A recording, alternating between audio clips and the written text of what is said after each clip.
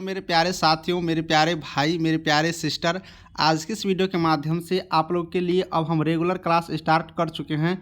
तो सारे कैंडिडेट इस वीडियो को बिल्कुल रूप से देखेंगे। देखिए, मैं बिहार पैरामेडिकल प्रवेश परीक्षा 2023 में होने के लिए अब यहाँ पर बहुत ही कम टाइम है। बहुत ही जल्दी आप लोग को एग्जामिनेशन फॉर्म भराए जाएंगे, एग्जामिनेशन होगा, इसलिए सारे क्लास को पढ़ना अब ज़रूरी है। अब आज की वीडियो में मैं बायोलॉजी का जीव विज्ञान का फर्स्ट क्लास लाया हूँ। मैं थोड़ा लेट से क्लास शुरू किया हूं, लेकिन सिर्फ इम्पोर्टेंट क्लास हम कराते हैं, इसलिए हम जल्दीबाजी में नहीं रहते हैं। आप लोग पहले से कहीं पढ़ते आ रहे होंगे, बहुत अच्छी बात है, लेकिन ऑब्जेक्टिव का जो मैं वीवीआई क्वेश्चंस अब सारे सब्जेक्टों का कराने वाला हूं, इसके लिए आप लोग बिल्कुल यहां पर 10 से 15 मिनट 20 मिनट टाइम रेगुलर दें और पूरी वीडियो को देखिए। साथ ही जितने भी कैंडिडेट एएनएम या फिर जीएनएम करने वाली हो, एएनएम जीएनएम चाहिए तो बिल्कुल रूप से आप लोग यहाँ से पढ़ें। पिछले साल का प्रश्न भी बताएंगे, परीक्षा में जो प्रश्न पूछे जाते हैं उतना ही बात करेंगे। तो चलिए, बिहार पैरामेडिकल प्रवेश परीक्षा में पूछे जाने के लिए बायोलॉजी का आज पहला पार्ट है, पहला चैप्टर है और वीवीआई क्वेश्चंस के साथ हम लोग स्टार्ट करते हैं। तो मेरे प्यारे साथियों, आप लोग को हम टेलीग्राम ग्रुप में बोले थे जुड़ने के लिए, जुड़ जाइए। लिंक आपको डिस्क्रिप्शन में है, वहाँ पर हम आपको पीडीएफ भी प्रोवाइड करा देंगे और 2 से 3 दिन के बाद आप लोग मेरे मोबाइल नंबर के माध्यम से, व्हाट्सएप के माध्यम से भी पीडीएफ आप लोग ले सकते हैं। चलिए, हम आपको पूरे डिटेल्स जानकारी यहाँ से देखते हैं। सबसे पहले देख लीजिए, बायोलॉजी का ऑब्जेक्टिव क्वेश्चंस, जीव विज्ञान के महत्वपूर्ण प्रश्नोत्तर हम आपको कराएंगे। सबसे पहला क्वेश्चन हम यहाँ से लेना शुरू करते हैं। सबसे पहला क्वेश्चन आज की क्लास के लिए मेरा है, शरीर की सबसे बड़ी ग्रंथि कौन सा है। अब देखिए, शरीर में बहुत सारी ग्रंथियां हैं, तो इसमें सबसे बड़ी ग्रंथि का नाम कौन सा है। बहुत ही वीवीआई क्वेश्चन है, कई बार ये क्वेश्चन पूछे जा चुके हैं। तो हमारे बॉडी का, मानव शरीर का सबसे बड़ी ग्रंथि का नाम क्या है। ऑप्शन है यकृत, आमाशय, लार ग्रंथि या फिर थायराइड। तो यहाँ पर शरीर की सबसे बड़ी ग्रंथि की बात करेंगे तो शरीर की सबसे बड़ी ग्रंथि यकृत है। ऑप्शन नंबर ए यहाँ से याद रखेंगे। शरीर की सबसे बड़ी ग्रंथि कौन सा है, यकृत है। नेक्स्ट क्वेश्चन हम लोग कर लेते हैं। नेक्स्ट क्वेश्चन मेरा इस तरह से है। नेक्स्ट क्वेश्चन, मनुष्य में मादा जनन अंग। अब देखिए, ये बहुत अच्छी समझने वाली क्वेश्चन है। मनुष्य में मादा जनन अंग से किस हार्मोन का स्राव होता है। अब देखिए, नर जनन अंग होता है और एक मादा जनन अंग होता है।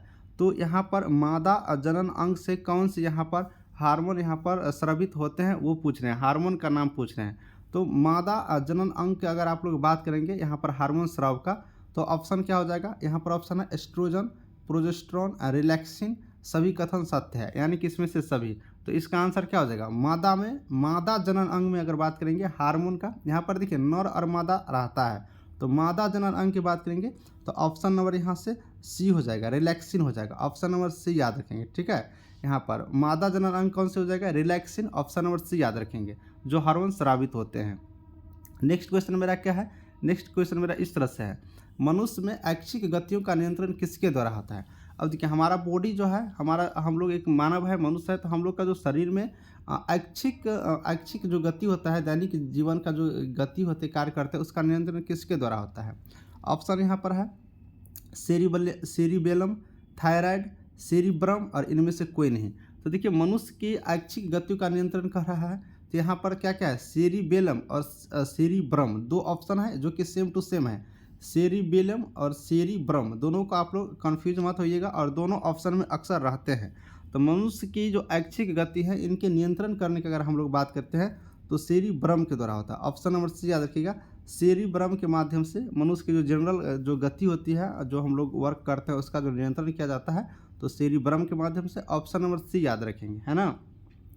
नेक्स्ट क्वेश्चन मैं करा देता हूँ, शरीर का तापक्रम कहाँ नियंत्रित होता है। अब हमारी बॉडी जो है, इसका नियंत्रण कहाँ नियंत्रित होता है उसके बारे में पूछ रहा है। ऑप्शन क्या क्या है। ऑप्शन है स्पाइनल कार्ड, हाइपोथैलेमस, थायराइड या पिट्यूटरी। तो शरीर का यहाँ पर बात करिएगा, शरीर का तापक्रम कहाँ पर, तापक्रम पूछ रहा है। यहाँ से देखिएगा, शरीर का तापकर्ण कहाँ से यहाँ पर होता है, तो शरीर का तापकर्ण की बात करेंगे तो शरीर में जो तापकर्ण होता है वो हाइपोथैलेमस से नियंत्रण होता है, हाइपोथैलेमस। ऑप्शन नंबर यहाँ से बी हम लोग याद रखेंगे। नेक्स्ट क्वेश्चन हम लोग कर लेते हैं, अमीबा में भोजन का अंतर्ग्रहण किसके द्वारा होता है। अब देखिए, अमीबा हो गया, अमीबा पानी में आपको मिलेंगे। अमीबा में भोजन का अंतर्ग्रहण किसके द्वारा होता है। जैसे हम लोग मुँह के माध्यम से भोजन करते हैं मानव, उसी तरह से अमीबा जो होता है वो किसके माध्यम से भोजन का अंतर्ग्रहण करता है, कुटपाद, कोशिका मुंह, सीलिया या फिर गुरुद्वार। तो अमीबा में अगर भोजन ग्रहण करने के अगर भाग देखेंगे तो वो कुटपाद के माध्यम से अपना भोजन अंतर्ग्रहण करते हैं। ऑप्शन नंबर ए यहाँ से याद रखेंगे। अमीबा में भोजन अंतर्ग्रहण किसके माध्यम से, तो कुटपाद के माध्यम से। नेक्स्ट क्वेश्चन कर लेते हैं। नेक्स्ट क्वेश्चन है निम्न में कौन सा एंजाइम लार में पाया जाता है। अब लार जो होता है उसमें हम लोग जो भोजन करते हैं तो मुंह में लार होता है, जिसके माध्यम से हम लोग भोजन को पचाने में और भी मदद करते हैं। तो वही कह रहा है कि निम्न में कौन सा एंजाइम लार में पाया जाता है। तो पेप्सिन, ट्रिप्सिन, काइमोट्रिप्सिन, टाइलिन। तो बताइए निम्न में कौन सा एंजाइम लार में पाया जाता है। तो लार में पाए जाने एंजाइम है टाइलिन। ऑप्शन नंबर डी यहाँ से याद रखेंगे। टाइलिन जो हम लोग के मुंह में जो लार है, जो खाते हो तो मुंह पचपचाता है ना अंदर में, तो थूक की जैसे, वो लार है। तो लार में जो पाया जाता है एंजाइम वो लार टाइलिन है। ऑप्शन नंबर डी यहाँ से याद रखेंगे। लार में पाए जाते हैं टाइलिन। नेक्स्ट क्वेश्चन हम लोग कर लेते हैं। वह प्रक्रिया जिसके द्वारा मनुष्य श्वास ग्रहण करता है तथा छोड़ता है क्या कहलाता है। अब देखिए कौन सा प्रक्रिया जिसके द्वारा मनुष्य सांस लेता है और सांस को छोड़ता है। श्वसन कहलाता है, श्वासोच्छ्वास कहलाता है, निश्वासन कहलाता है, इनमें से कोई नहीं। चलिए बताइए। तो यहाँ से अगर आप लोग बात करेंगे मनुष्य जो सांस लेते हैं और छोड़ते हैं उसे हम लोग क्या कहेंगे, तो श्वासोच्छ्वास कहते हैं। मनुष्य जो सांस ग्रहण करते हैं और छोड़ते हैं इस प्रक्रिया को श्वासोच्छ्वास कहते हैं। देखिए मेरे प्यारे सिस्टर ब्रदर, जो भी मैं क्लास करवा रहा हूँ एकदम एक एक क्वेश्चन करिए, क्योंकि ये जो क्वेश्चन है बिल्कुल कई बार पूछे जा चुके हैं। इसीलिए हम पिछले वर्ष का क्वेश्चन भी इसे हम लोग बोल रहे हैं, बहुत एग्जाम में पूछे जा चुके हैं। ऐसा नहीं कि पैरामेडिकल का तैयारी कर रही हो तो सिर्फ पैरामेडिकल के लिए है, आगे कोई भी एग्जामिनेशन दीजिएगा और बायोलॉजिस्ट क्वेश्चन रहेंगे तो इस टाइप का क्वेश्चन बार बार पूछते हैं। और वीडियो अच्छा लग रहा होगा तो लाइक कर दीजिएगा, बोलना तो नहीं पड़ेगा, ये सब चीज़ों के लिए आप लोग समझते ही होंगे। देखिए उसके बाद नेक्स्ट क्वेश्चन मेरा है, ऊर्जा उत्पादन के लिए कोशिका प्रायः किसका उपयोग करती है। अब ऊर्जा उत्पादन करने के लिए कोशिका किसका प्रयोग करते हैं। इसमें है अमीनो अम्ल का, ग्लूकोज का, वसा अम्ल का, सभी कथन सत्य है। चलिए बताइए इनमें से जो कोशिका है किसका प्रयोग करता है ऊर्जा उत्पादन के लिए। तो कोशिका ऊर्जा उत्पादन के लिए जो प्रयोग करते हैं वो ग्लूकोज होते हैं, ग्लूकोज का प्रयोग करते हैं, ग्लूकोज का मदद लेते हैं। यानी कि ऑप्शन नंबर बी जो है ये सही है। ऊर्जा उत्पादन के लिए कोशिका प्रयोग करते हैं किसका, तो ग्लूकोज का। ऑप्शन नंबर बी, ग्लूकोज के माध्यम से कोशिका प्रयोग करते हैं। नेक्स्ट क्वेश्चन कर लेते हैं। वह अभिक्रिया द्वारा पौधों में ऑक्सीजन बाहरी वातावरण से कोशिकाओं में पहुंचता है। वह अभिक्रिया द्वारा पौधों में ऑक्सीजन बाहरी वातावरण से कोशिका में पहुंचती है। यानी कि कौन सी एक अभिक्रिया है जिसके माध्यम से पौधा के अंतर्गत ऑक्सीजन बाहरी वातावरण से कोशिका तक पहुंचती है। और बाहरी वातावरण से कोशिका तक पहुंचने वाली जो प्रक्रिया है वो पौधे में हो रहा है। तो कौन सी प्रक्रिया है, विसीरण, किण्वन, दहन, प्रकाश संश्लेषण। शायद ये सबको आता होगा। यहाँ पर क्या हो जाएगा, तो विसीरण, यहाँ पर विसीरण याद रखिएगा। देखिए प्रकाश संश्लेषण के माध्यम से वो भोजन बनाते हैं, लेकिन बाहरी वातावरण से अंदर तक कोशिका तक जो ऑक्सीजन पहुँचते हैं उसे हम लोग विसीरण कहते हैं। तो ऑप्शन नंबर ए यहाँ से याद रखेंगे। विसीरण के माध्यम से ऑक्सीजन बाहर से कोशिका तक पहुँचाते हैं कौन, तो पौधा। नेक्स्ट क्वेश्चन है, शोषण की अभिक्रिया में खाद्य पदार्थ को परिणति क्या होता है। अधिक शोषण की अभिक्रिया में खाद्य पदार्थों की परिणति क्या होता है। यानी कि जब शोषण का अभिक्रिया होता है उस टाइम जो खाद्य पदार्थ की परिणति बनते हैं उसको क्या कहते हैं, संश्लेषण, दहन, परिवर्तन, विघटन। तो इसका ऑप्शन क्या हो जाएगा, तो यहाँ से अगर आप लोग बात करिएगा शोषण की अभिक्रिया में खाद्य पदार्थों की परिणति तो वो विघटन कहलाता है। ऑप्शन नंबर डी याद रखेंगे, विघटन हम लोग कहते हैं, है ना। शोषण की अभिक्रिया में खाद्य पदार्थों की परिणति क्या कहते हैं, विघटन कहते हैं। ऑप्शन नंबर डी यहाँ से याद रखेंगे। चलिए नेक्स्ट क्वेश्चन है। नेक्स्ट क्वेश्चन है, खाद्य पदार्थों का पौधों में स्थानांतरण का मुख्य रूप कौन कौन सा है। अब खाद्य पदार्थों का पौधों में स्थानांतरण का मुख्य रूप कौन कौन सा है, ग्लूकोज, स्टार्च, प्रोटीन या सुक्रोज। अब देखिए जब खाद्य पदार्थों का पौधों में स्थानांतरण का मुख्य रूप कौन कौन सा हो जाएगा, तो ऑप्शन के अकॉर्डिंग हम लोग देखते हैं तो सुक्रोज होता है। कौन सा होता है, सुक्रोज। ऑप्शन नंबर डी यहाँ से याद रखेंगे, सुक्रोज। खाद्य पदार्थों का पौधों में स्थानांतरण मुख्य रूप से कौन सा है, तो सुक्रोज है ना। ऑप्शन नंबर डी यहाँ से याद रखेंगे। देखिए 2-3 बार रिपीट करता हूँ जिससे आप लोग को याद भी होते जाए। अब ये तो लगता है सबको होगा ही याद। एक स्वस्थ मनुष्य का रक्तचाप कितना होता है, यानी कि बीपी जो कहते हैं वो कितना रहता है, 80/120, 120/80, 90/120, 120/90। और ये क्वेश्चन एक बार नहीं बहुत बार पूछा जा चुका है। एक स्वस्थ मनुष्य का रक्तचाप कितना होता है, इसको नोट डाउन कर लो, इस बार भी कहीं पूछ सकता है। तो अगर यहाँ से आप लोग बात करिएगा तो सबको याद ही होगा, बड़ा वाला ऊपर में रहता है और छोटा नीचे में रहता है। कभी भी याद रखिएगा, बड़ा अंक ऊपर और छोटा अंक नीचे। इसमें देखिए बड़ा अंक नीचे है तो ये नहीं होगा, इसमें भी बड़ा अंक नीचे है, ये भी नहीं होगा। तो ऑप्शन क्या है, बी और डी, दो बच गया, बी और डी। बी और डी में अगर बात करेंगे तो 120/80, 120/80 तो सब सुने ही होंगे। तो यहाँ पर ऑप्शन 120 और 80 होंगे, ठीक है। इसका यही एक ट्रिक याद रखिएगा, बड़ा अंक नीचे रहेगा तो वो नहीं यहाँ है, बड़ा अंक हमेशा ऊपर रहता है। जैसे 120 बड़ा है ना, तो ये ऊपर है, किस से? तो नीचे वाले से।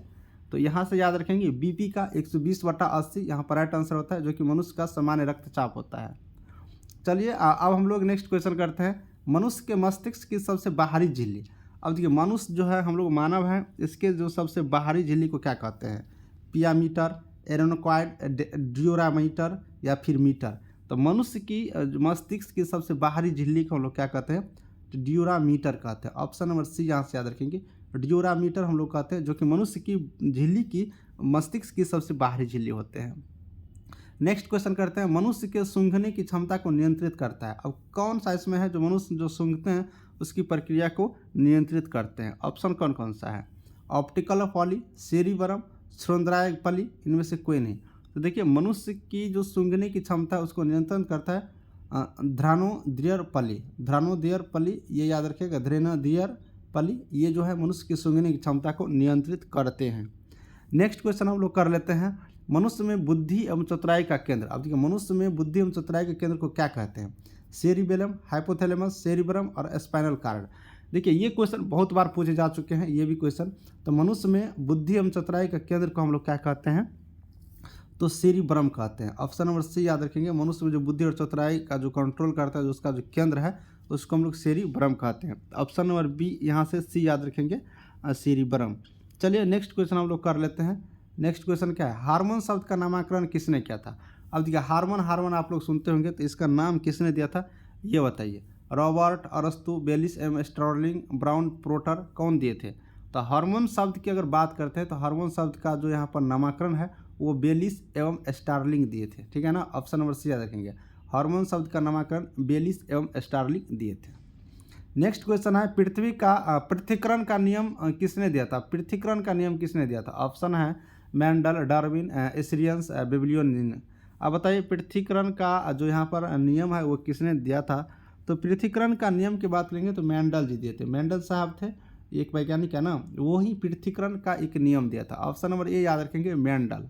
चलिए नेक्स्ट क्वेश्चन हम लोग करते हैं, जीव विज्ञान शब्द का प्रयोग सर्वप्रथम किसने किया? अब जीव विज्ञान जो वर्ड है इसका प्रयोग सर्वप्रथम किसने किया था? लेमार्क या ट्रेविरेंस, वॉन मॉल, पुरकेंजे, अरस्तु। जीव विज्ञान शब्द का, चलिए बताइए। तो जीव विज्ञान शब्द का बात करिएगा तो इसका प्रयोग सबसे पहले लेमार्क तथा ट्रेविरेंस ने किया था। लेमार्क तथा ट्रेविरेंस, ऑप्शन नंबर ए यहाँ से याद रखिएगा। नेक्स्ट क्वेश्चन है, जीव विज्ञान के जनक के नाम से जाने जाते हैं। जीव विज्ञान का जनक के नाम से जाने जाते हैं, कौन जाने जाते हैं? जीव विज्ञान के जनक से, जीव विज्ञान के जन्मदाता के नाम से। लेमार्क, एस्रियंस, अरस्तु, ट्रेविरेंस। चलिए बताइए, इसका क्वेश्चन लगभग अभी ही कराए हैं। तो यहाँ पर जीव विज्ञान के जनक के नाम से एस्रियंस यहाँ पर जाने जाते हैं। सॉरी, यहाँ पर इसका ये नहीं होगा, इसका सी होगा। जीव विज्ञान का जनक अरस्तु के नाम से, ऑप्शन नंबर सी याद रखिएगा, अरस्तु। जीव विज्ञान के जनक किसे कहेंगे? तो अरस्तु कहेंगे। एक और क्वेश्चन कर लेते हैं, वनस्पति विज्ञान के जनक के नाम से जाने जाते हैं। वनस्पति विज्ञान के जनक के नाम से किसे जाने जाते हैं? थियोफ्रेस्टस, पुरकेंजे, डार्विन और अरस्तु। देखिए जीव विज्ञान का तो हम लोग समझ गए अरस्तु होते हैं, लेकिन वस्तु विज्ञान का कौन होते हैं?